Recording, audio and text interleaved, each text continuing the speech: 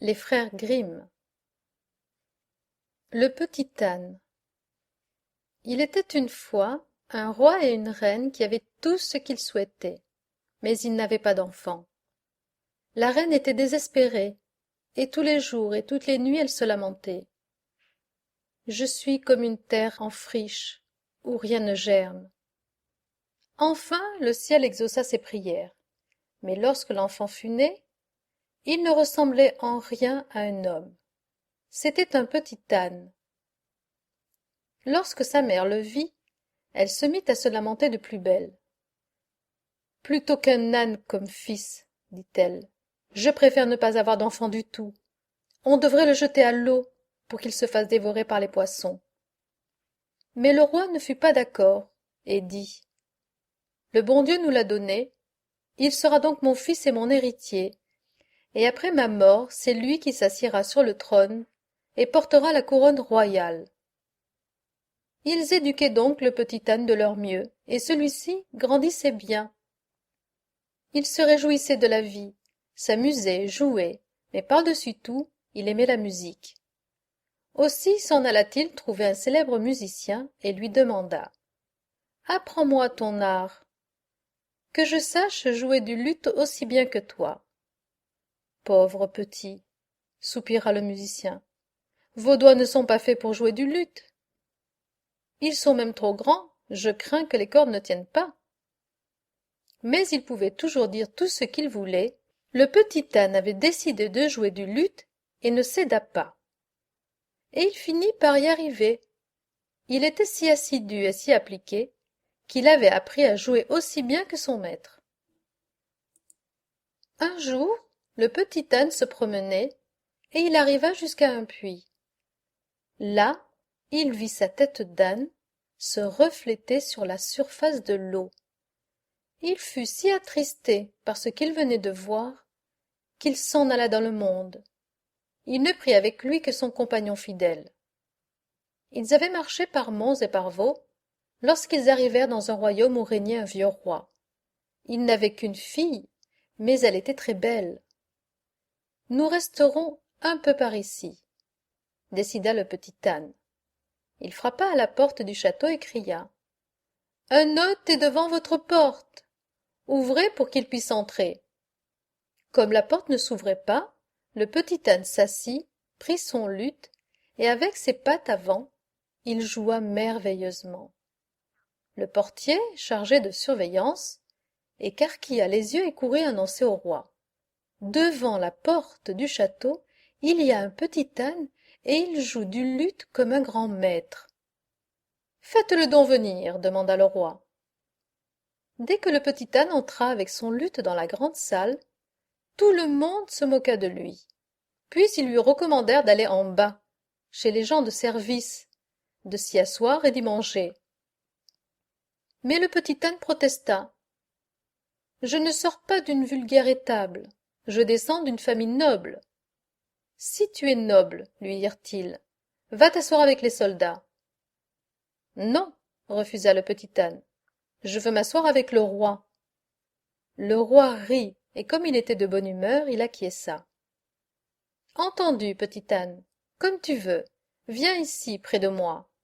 Ensuite il lui demanda: Et comment trouves-tu ma fille, petit âne?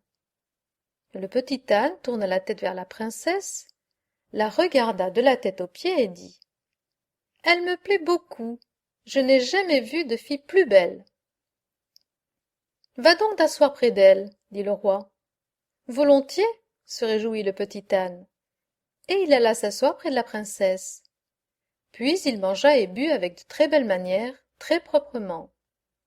Le noble petit âne resta un temps à la cour du roi. Il n'y a rien à faire, se dit-il un jour. Il faut que tu rentres à la maison.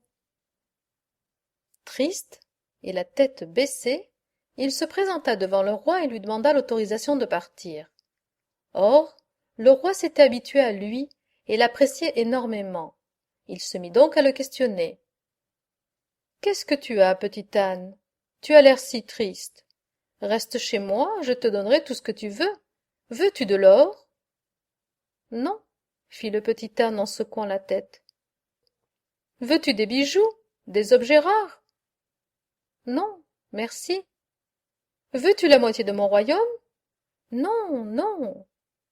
Si je savais ce qui pourrait te faire plaisir, soupira le roi. Veux-tu la main de ma gracieuse fille? Oh oui, acquiesça le petit âne. Elle, je la voudrais vraiment. Et tout à coup il fut plus gai. Sa bonne humeur revint, car c'était précisément ce qu'il souhaitait le plus. Et on donna alors un magnifique banquet de noces. Le soir, avant que les mariés n'aient été accompagnés à leur chambre à coucher, le roi, voulant s'assurer que le petit âne continuerait à se conduire avec toujours autant de belles manières, ordonna à son valet de se cacher dans leur chambre. Les nouveaux mariés entrèrent dans leur chambre à coucher. Le marié ferma le verrou, puis, croyant qu'ils étaient seuls, il ôta subitement sa peau d'âne. Il apparut devant la mariée comme un beau et jeune prince. « Tu sais maintenant qui je suis, dit-il, et tu vois aussi que je ne suis pas indigne de toi. » L'heureuse mariée l'embrassa et en tomba éperdument amoureuse. Or, dès l'aube, le jeune homme revêtit sa peau d'âne. Personne ne pouvait soupçonner ce que la peau cachait, et bientôt le vieux roi arriva. « Tiens donc, le petit âne est déjà debout, s'écria-t-il. Tu es sans doute triste. Se tourna-t-il vers sa fille, de n'avoir pu épouser un vrai jeune homme. Pas du tout, père, je l'aime tant que pour moi il est le plus beau du monde. De toute ma vie je ne veux que lui. Le roi fut surpris, mais son valet accourut et lui raconta tout. Ce n'est tout de même pas possible, s'étonna le roi. Restez donc cette nuit dans leur chambre. Vous verrez tout de vos propres yeux, lui conseilla le valet. Et j'ai encore une autre idée. Prenez-lui sa peau et jetez-la dans le feu. Il ne lui restera plus qu'à se montrer sous sa véritable apparence. Très bonne idée, dit le roi.